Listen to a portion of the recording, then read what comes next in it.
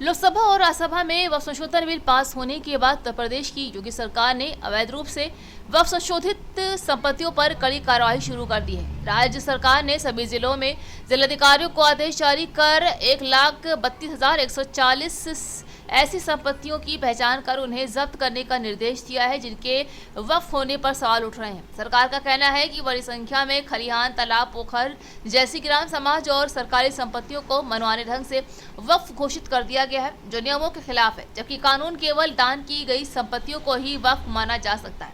राज्य के राजस्व विभाग के अनुसार उनके रिकॉर्ड में सिर्फ 2,963 वक्फ संपत्तियां दर्ज हैं, तो वहीं सुन्नी वक्फ बोर्ड ने 1,24,355 और शिया वक्फ बोर्ड ने 7,785 संपत्तियों को वक्फ के रूप में रजिस्टर किया है। इनमें से भी राजस्व अभिलेखों में केवल 2,533 सुन्नी और 430 शिया वक्फ संपत्तियों का ही उल्लेख है। इसका अर्थ है कि लगभग 98% संपत्तियों का कोई सरकारी रिकॉर्ड मौजूद नहीं है। वहीं पिछले कुछ सालों में यूपी में वक्फ संपत्तियों के नाम पर बड़े पैमाने पर गड़बड़ियां सामने आई हैं। कई मामलों में सरकारी और सार्वजनिक संपत्तियों को अवैध रूप से वक्फ घोषित कर दिया गया है, जिससे सरकार को सख्त कदम उठाने पड़े। अब जिलाधिकारियों को आदेश दिए गए हैं कि अवैध रूप से वक्फ घोषित संपत्तियों की पहचान कर उन्हें जब्त किया जाए। इसके अलावा वक्फ बोर्ड की संपत्तियों की पारदर्शिता बनाए रखने के लिए सभी संपत्तियों को डिजिटल रिकॉर्ड तैयार किया जाए। आपको बता दें कि कांग्रेस के नेतृत्व में पूरा विपक्ष वक्फ संशोधन का विरोध कर रहा है, जब विपक्ष ने कहा है कि सरकार मुस्लिमों की संपत्ति जब्त करने के उद्देश्य से ये संशोधन लेकर आई है। यूपी समाजवादी पार्टी के चीफ अखिलेश यादव ने संसद में सरकार को घेरते हुए कहा है कि बीजेपी अपनी नाकामियों को छिपाने के लिए ये बिल लाई है।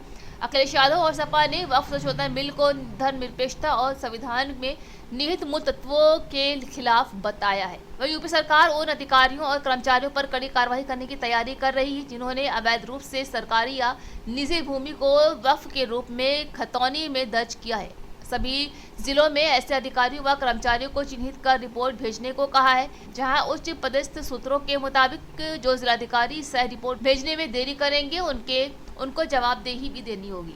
उत्तर प्रदेश में बाराबंकी, सीतापुर, बरेली, जौनपुर, सहारनपुर, बिजनौर, बलरामपुर, मुजफ्फरनगर, बुलंदशहर, मुरादाबाद और रामपुर जिले शामिल हैं। अब इस जिलों में जिलाधिकारी वक्फ जमीनों का सत्यापन कर अपनी रिपोर्ट शासन को भेजेगी। वहीं समाजवादी पार्टी के प्रवक्ता फखरुल हसन चांद ने कहा है कि हमने पहले ही इस बात की आशंका व्यक्त की थी। आज सुबह राज्यसभा में बिल पास हुआ और सरकार को पता चल गया है कि कहां कितना कब्जा है। उधर बीजेपी प्रवक्ता मनीष शुक्ला ने कहा है कि सरकार को ये दायित्व है कि उन सरकारी संपत्तियों को चिन्हित करे जिस पर कब्जा है। अगर दस्तावेज हैं तो कोई बात नहीं, अगर नहीं है तो जब्त कर देनी चाहिए।